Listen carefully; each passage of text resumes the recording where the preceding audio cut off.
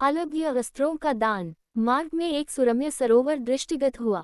सरोवर के तट पर रुककर विश्वामित्र कहा, हे राम, तारका का वध करके तुमने बहुत बड़ा मानव कल्याण का कार्य किया है। मैं तुम्हारे इस कार्य, पराक्रम एवं चातुर्य से अत्यधिक प्रसन्न हूँ।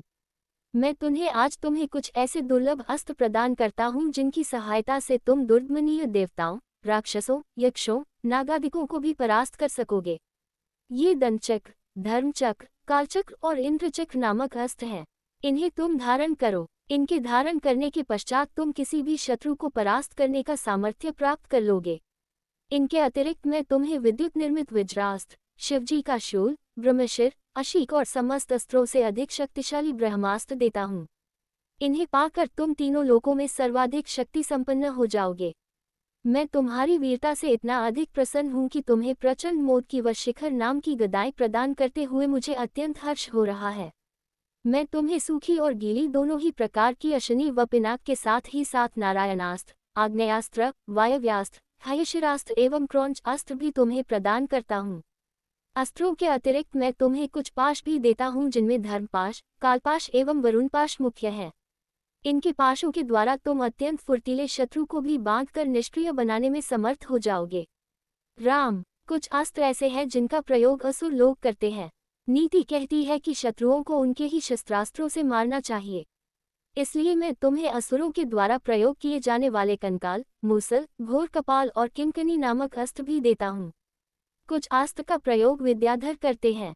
उनमें प्रधान अस्त्र है खड्ग, मोहन, प्रस्वापन, प्रश्मन, सौम्य, वर्षण, संतापन, विलापन, मादनास्त्र, गंधर्वास्त्र, मानवास्त्र, पैशाचास्त्र, तामस और अद्वितीय सोमनास्त्र। इन सभी अस्त्रों को भी मैं तुम्हें देता हूँ। ये मौसलास्त्र, सत्यास्त्र, असुरों का माया में अस्त्र और भगवान सूर्य का प्रभास्त्र है जिन्हें दिखाने मात्र से शत्रु निस्तेज होकर नष्ट हो जाते हैं। इन्हें भी तुम ग्रहण करो। अब इन अस्त्रों को देखो, ये कुछ विशेष प्रकार के अस्त्र हैं।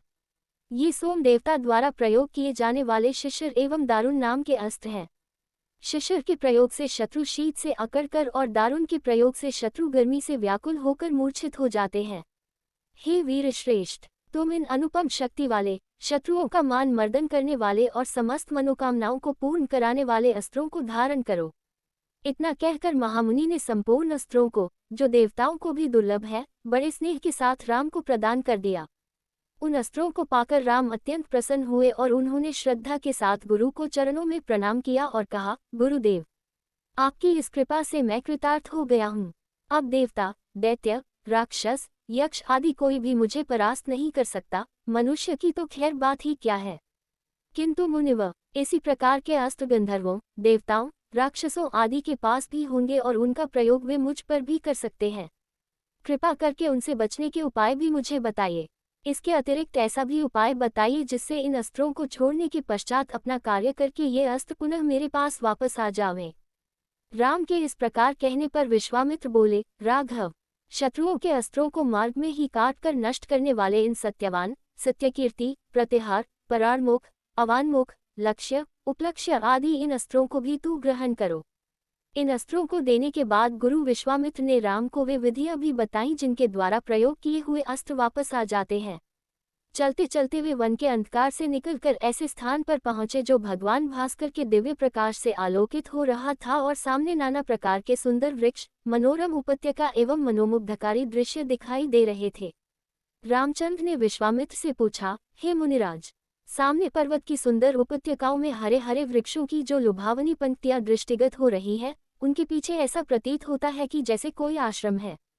क्या वास्तव में ऐसा है या ये मेरी कल्पना मात्र है? वहाँ सुंदर सुंदर मधुरभाषी पक्षियों के झुंड भी दिखाई दे रहे हैं, जिससे प्रतीत होता है कि मेरी कल्पना निराधार नहीं है।